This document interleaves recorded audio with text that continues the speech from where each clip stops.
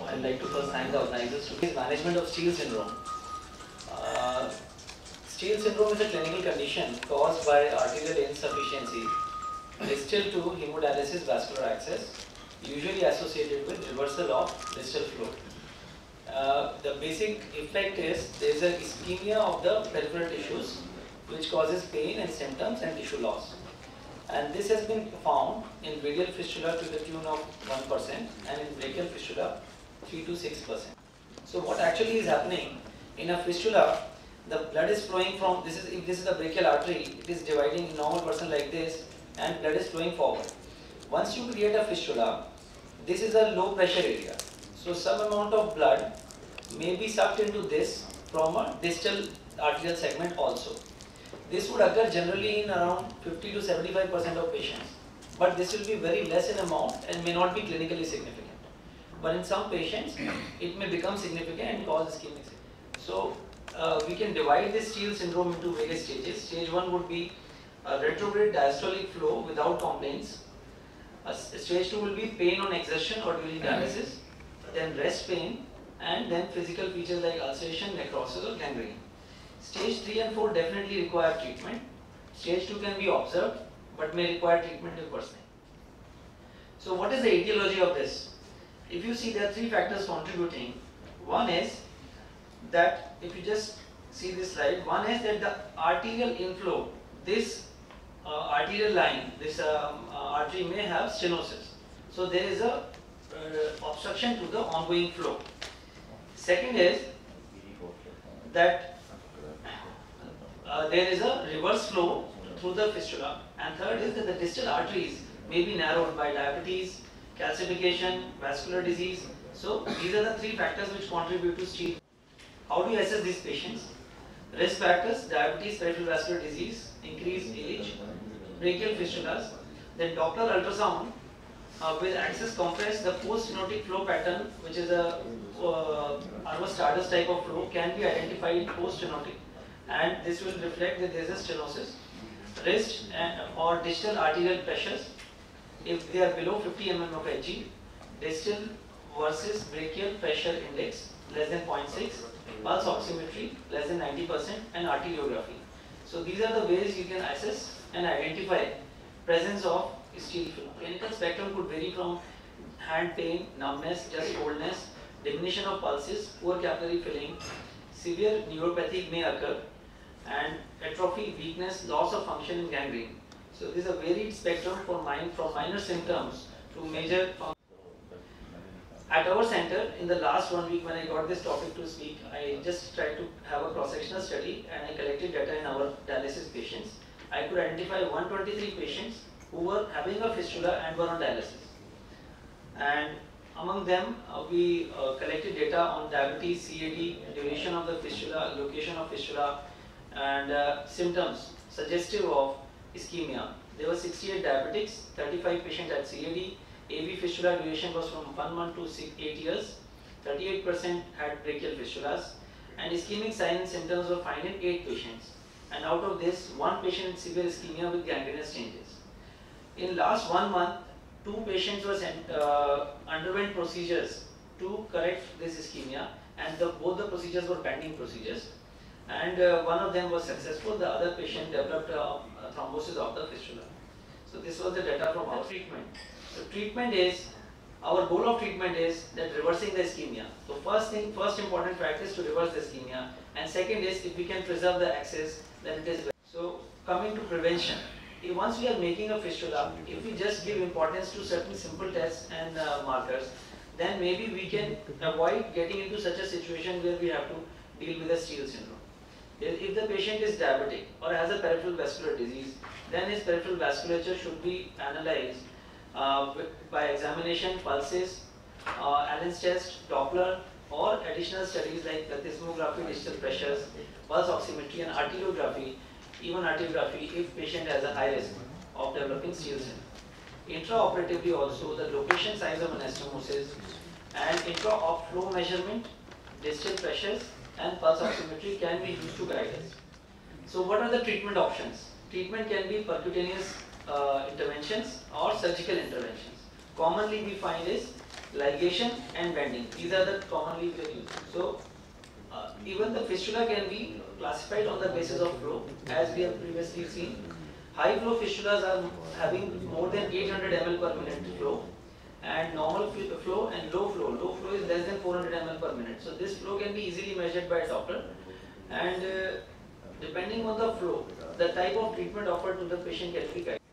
Angioplasty is required if there is a proximal stenosis, like before the site of the fistula. If the artery has some stenotic segment, if you just balloon dilate it or put a stent, then the flow, anterior flow will increase and peripheral ischemia will go.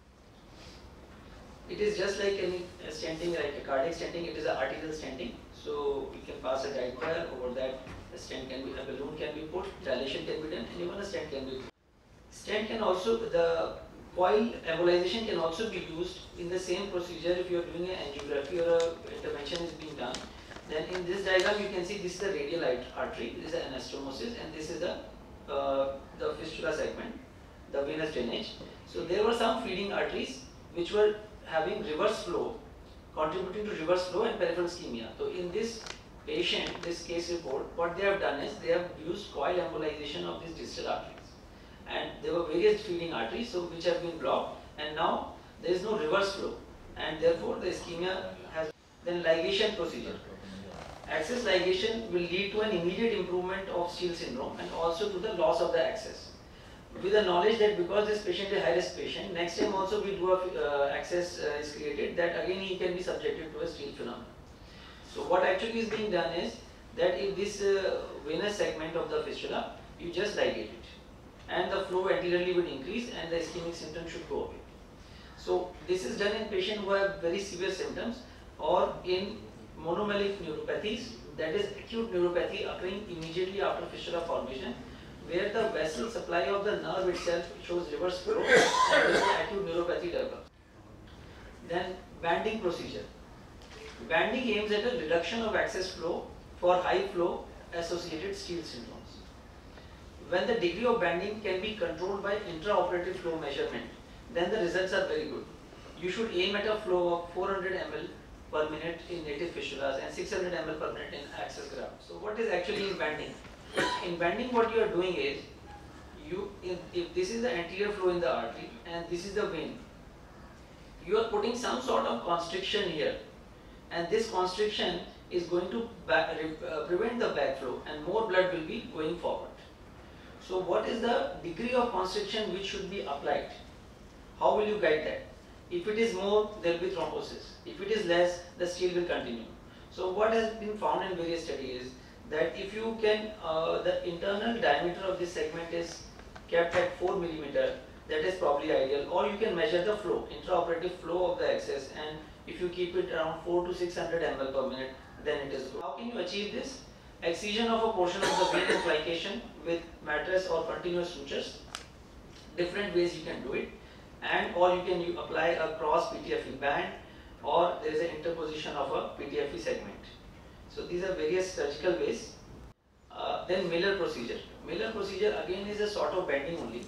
What you are doing here is that the segment where you are constricting the vein, you are actually putting an intravascular catheter and inflating a balloon inside the vessel to a desired diameter, and over that you are ligating the vessel so that the internal diameter is not compromised and you can plan it.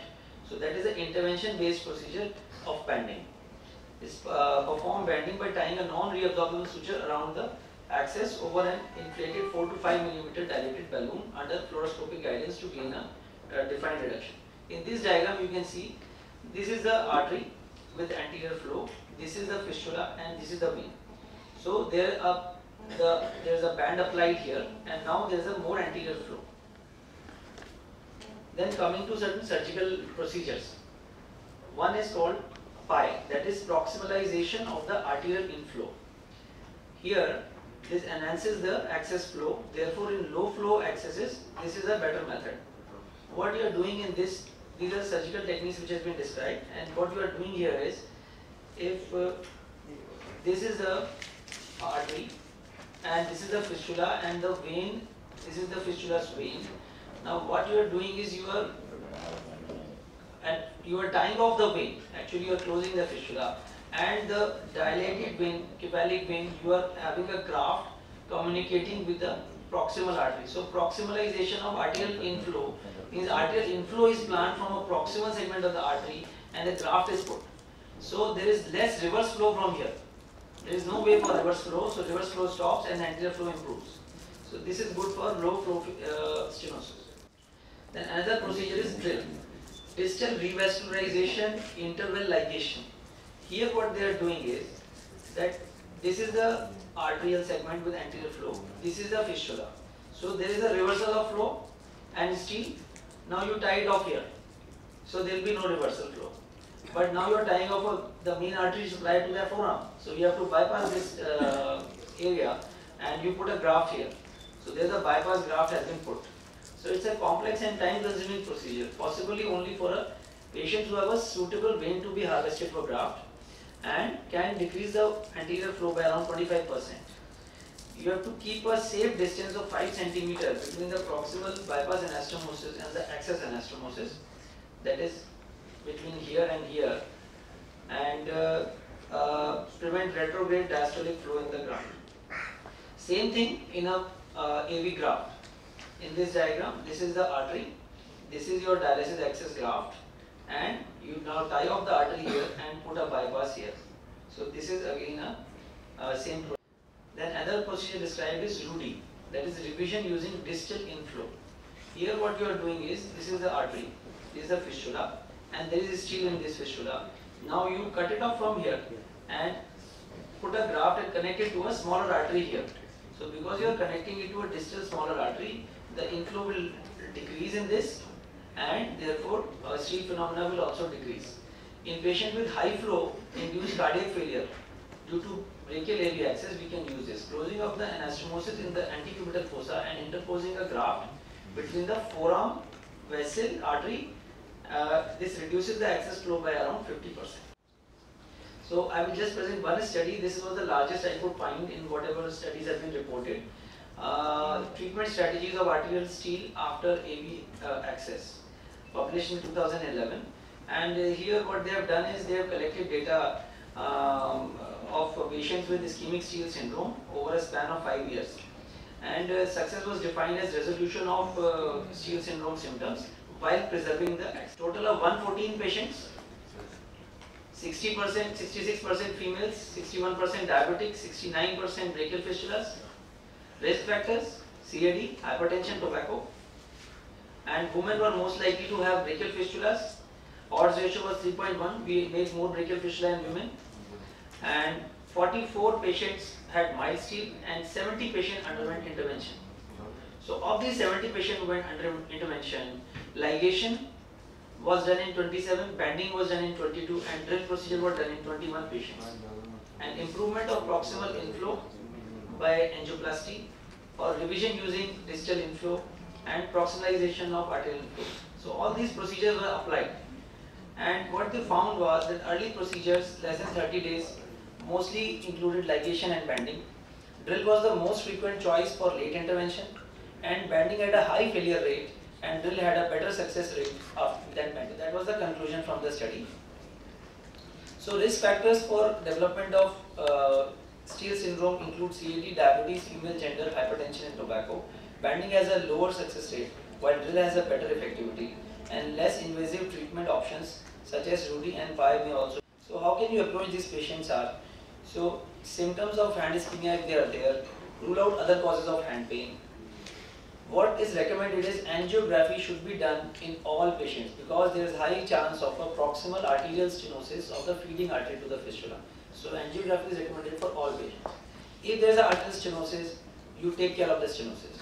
If there is no stenosis, then you have to do some sort of a revision, bending or closure.